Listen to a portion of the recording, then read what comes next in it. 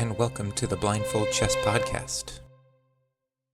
This week we are looking at a very colorful member of chess history, someone who had a 50-year chess playing career, someone who traveled from Europe to Australia to Cuba to the Americas playing matches, simuls, and blindfold events, someone who put the future chess world champion through windows, has been fined for assaulting people and arrested for being a French spy, as well as somebody nicknamed the Black Death, Joseph Blackburne. Joseph was born in Manchester, England in 1841. He grew up mostly playing draughts or checkers, but around the age of 17 or 18, he heard about and was inspired by Paul Morphy, so he started to pick up chess around 1859.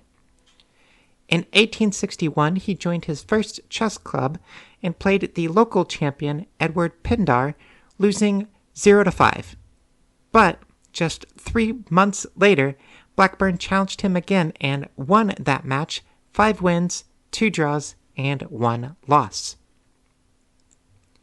That same year, Louis Paulsen, one of the top German players in the world, played a simul blindfold where Blackburne was one of his opponents. While Blackburne lost that game, it was a spark to Blackburne to begin both playing blindfold events and simul events. Then by 1862, Blackburne had become the champion of his local Manchester chess club, and only 3 years after learning how to play the game, he played in the 1862 London International Tournament, the world's first round-robin chess event, and during it he beat the future world champion Wilhelm Steinitz.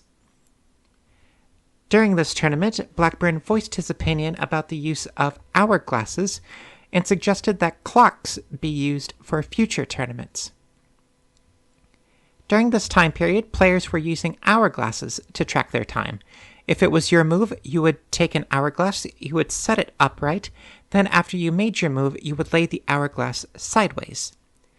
This led to potential controversies, like if somebody were to bump the table, or they shook the hourglass, or even if the humidity of the room was different, then it would change the rate that the sand would fall. So he began working with inventor Thomas Bright Wilson to start pioneering the first chess clocks. After this London tournament, he returned to his job at a warehouse, but his job had already been backfilled by somebody else, leaving him without a job. This was during a time period before paid time off or comp time or vacation time, and as a result, he turned to chess as his profession. In 1862, he played a 10-game match against Steinitz and won 1 game, drew 2, and lost 7. In 1867, an event happened at the Purcell Chess Club between Blackburne and Steinitz, and depending on who was telling the story, either Blackburne gave Steinitz a black eye and Steinitz spat on Blackburne, or the other way around, with some sources even saying that Blackburne threw Steinitz out a window. This event then was repeated in Paris a couple of years later. In 1868 and 1869, he won the second British Championship and was regarded as Britain's best chess player. Then the next year, he finished in third at the Baden-Baden tournament in Germany, behind Adolf Anderssen and Wilhelm Steinitz. This tournament occurred during the Franco-Prussian War. During the tournament, one of the players, Adolf Stern, had to withdraw from the tournament for military service, and Blackburne was arrested for being a French spy, which is curious because he was neither French nor a spy. However, with the heightened military paranoia that was going on in the region, authorities believed that Blackburne was, quote, mailing secret military quotes, but he was just mailing his chess annotations for his correspondence games that he was actively playing. He was later released and all the charges were dropped. Throughout the 20-year period of the 1870s to the late 1880s, He only finished below 5th place in one tournament, and in that tournament he finished in 6th place.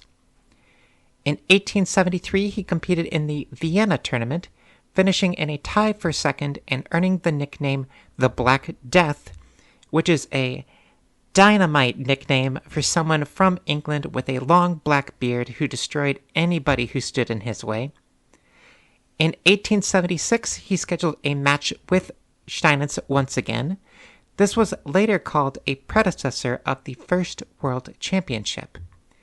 Both players put in £60 as a prize fund, which was about £9,000 today, or about $12,000 per player in today's money into that prize fund.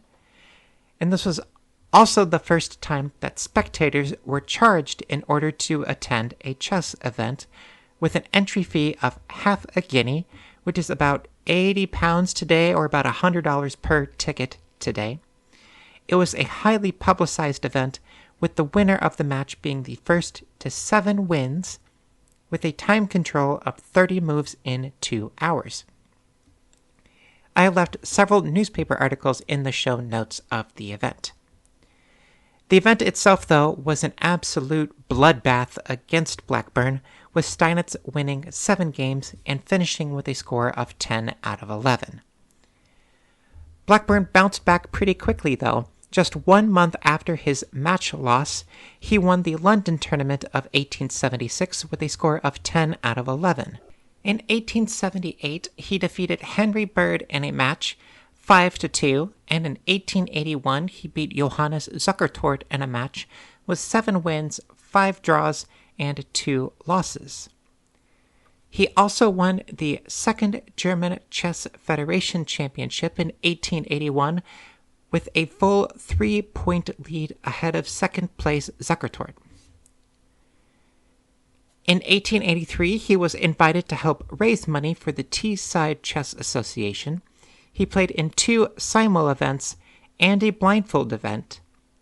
In those simuls, he won 29 games, drew 2, and lost 1, while in his blindfold event, he won 7 games, drew 1, and had 0 losses. At the 1883 London tournament, the first chess clock was introduced. This put 2 miniature clocks on a tiny seesaw. When it was your turn, the clock would be tilted and a lead weight inside the contraption would slide over, starting a pendulum, commencing your time. In 1885, he played in a tournament in Hamburg, then boarded a boat for an 80-ish day journey to the other side of the planet to play in several simul events in Australia. Upon arriving in Australia, he was immediately fined for assaulting a passenger on the ship. After completing his events in Australia, he boarded the boat again and journeyed the 80-ish days back to Ireland to compete in the Irish Championship in 1886, winning the event. Later that same year, he won the British Chess Championship, then placed second at the Frankfurt tournament in 1887, and by 1889 he was in New York City at the 6th American Chess Congress. Steinitz, who was the world champion at the time, indicated that whoever won the event would become the world champion. In the 20-person, 38-round, double round-robin event, Blackburne finished with 27 points for a 4th-place finish, with Mikhail Shigorin winning the event with 29 points. To put this into perspective, if you were to go to a weekend tournament, that might be 5 rounds, with 3 on a Saturday and 2 on Sunday, or 1 on Friday, 2 on Saturday, 2 on Sunday. After a 5-round tournament, I am exhausted. I cannot imagine participating in a 38-round tournament. In 1891, he was invited to go to Havana for a chess exhibition. While he was there, he defeated the champion of Spain, the champion of Mexico, and then boarded a boat and traveled back to Europe to compete in the Belfast International Tournament the following year, tying for first. Now that he was in his 50s, the next round of players were starting to come up, and his placement in the world rankings started to slip to the likes of players like Emanuel Lasker. Lasker was on record saying that Blackburne had the talent to become a world champion, but lacked the, quote, necessary willpower and dedication to become world champion, end quote. In 1899, Blackburne got a little revenge on that comment by defeating Emanuel Lasker at the London tournament to become the first British person to defeat a reigning world champion. Toward the end of his playing career, he tended to stay in England. He placed second at the British Championships in 1904, 1907, and 1910. Then in 1913, he finished in third, and in his final British Championship in 1914, he won the event at the age of 72. During World War I, a bomb fell near his house, giving him severe shock. Then in 1921, at the age of 80, he was still out giving simuls. During his playing career, he played in over 2,000 simul events. One story said that while he was in his 70s, he was giving a simul to students at Cambridge, where he placed 2 bottles of whiskey at the edges of the boards that he was playing on. He won all of his games and drank both bottles of whiskey before the event was over. Then in 1924, he died at the age of 82. It is estimated that over his playing career, he played in over 100,000 games in that 50-year chess career, which is more than any chess professional to date. We have several openings that are named after him, including the Blackburne variation of the Ruy Lopez, the Blackburne defense of the Sicilian, and the Blackburne shilling gambit, which is e4, e5, knight to f3, knight to c6, bishop to c4, knight to d4. For our game this week, we are going to go back to a game that he played during a 10-board blindfold simul in 1863, which is 4 years after he learned how to play the game. This game was then published in the very first issue of Household Chess Magazine on January 31st, 1865. Joseph Blackburne versus No Name. Now, if we're ready, let's begin. 1. Pawn to e4. Pawn to e5. 2. Pawn to d4. Pawn e captures d4. 3. Pawn to c3. We are looking at a Danish gambit today. White is giving away several pawns with the idea of rapid development.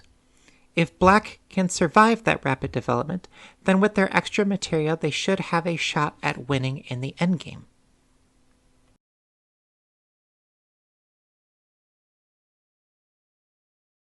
Pawn d captures c3. 4. Bishop c4.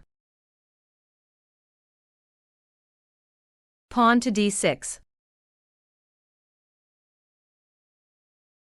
5. Knight captures c3.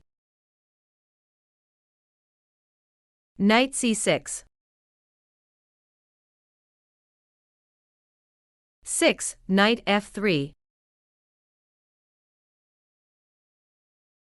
Knight e5.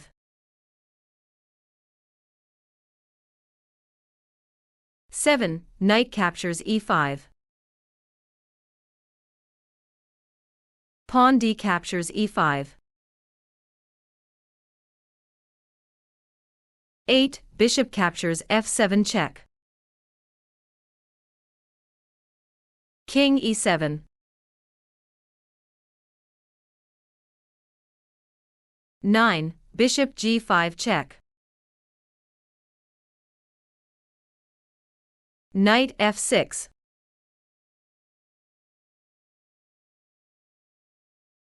10. Queen h5.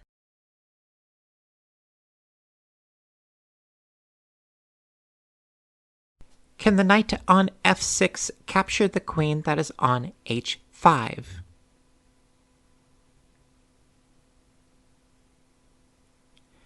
No, the knight that is on f6 is being pinned by the bishop that is on g5 to the king that is on e7.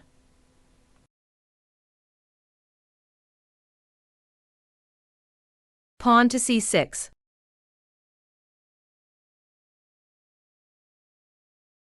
Rook d1.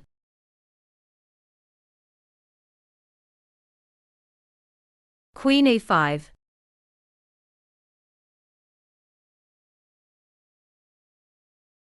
Pawn to f4.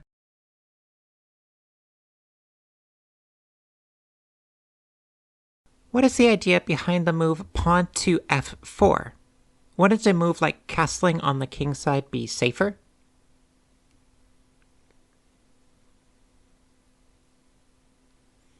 Who needs king safety when you are attacking? The position here is begging for the move f4 to be played. It opens up another file for the white rook by playing either castle or rook to f1.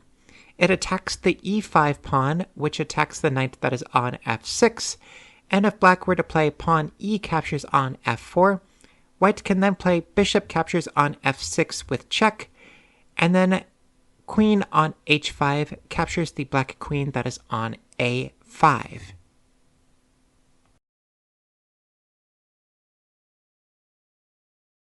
Queen c5.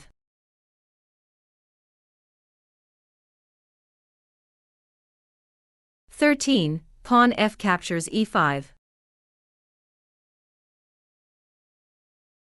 Queen captures e5.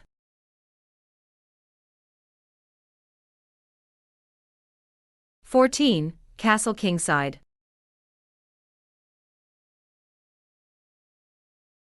Pawn to h6.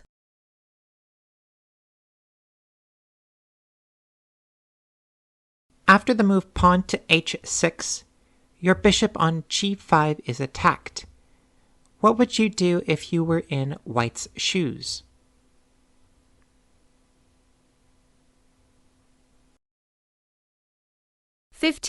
Bishop e8.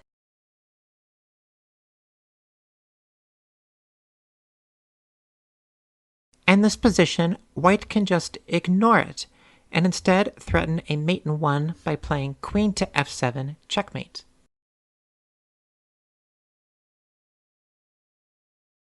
Bishop e6.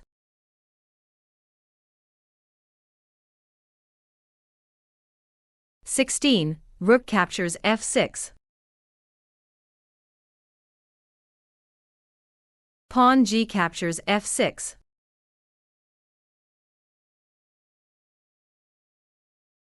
White's position is hanging on by a thread.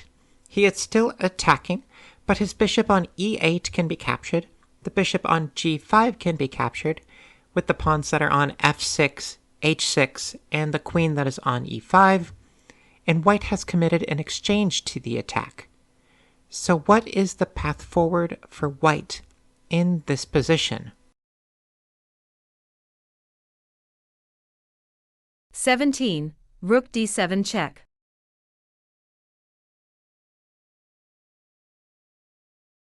Rook to d7 is brilliant. It is a rook sacrifice that is trying to overwork the bishop that is on e6. That bishop cannot cover both the d7 and f7 squares, which allows white to work his way into the position and drive the black king to the queen side of the board.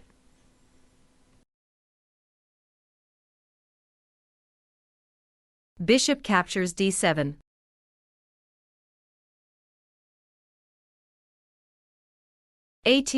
Queen f7 check. King d6.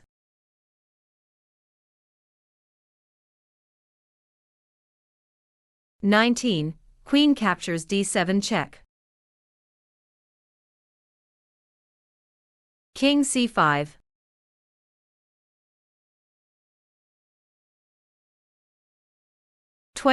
Bishop e3 check.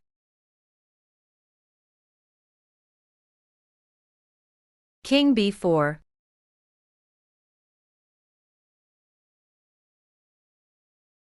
21. Queen captures B7 check.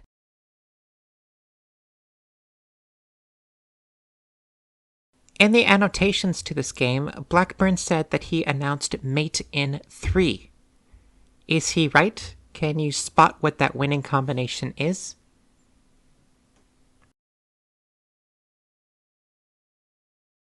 King A5.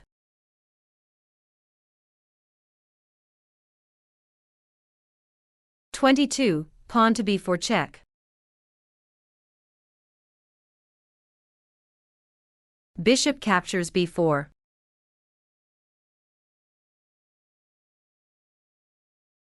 23. Bishop B6 check. Pawn A captures B6.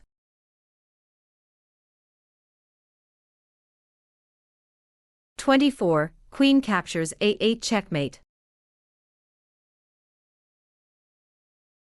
Black is checkmated.